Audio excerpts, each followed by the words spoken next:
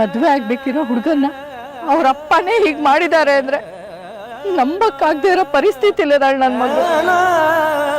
ನೋಡ್ರಿ, ಕೃಷ್ಣಂಗೆ ಏನಾದ್ರೂ ಆದ್ರೆ ಅದಕ್ಕೆ ನೀವ್ ಹೊಣೆ. ಗಗ ಮಮ ಗಮ ಗಸ ಗಸ ನಿದ ನಿಸ ಗಮ ಗಸ ಗಗ.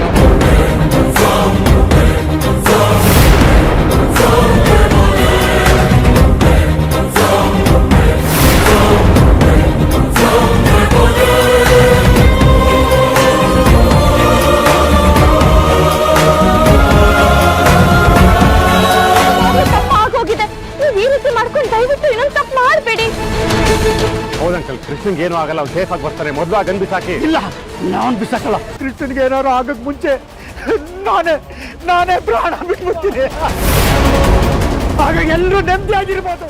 ಸಂಗಮ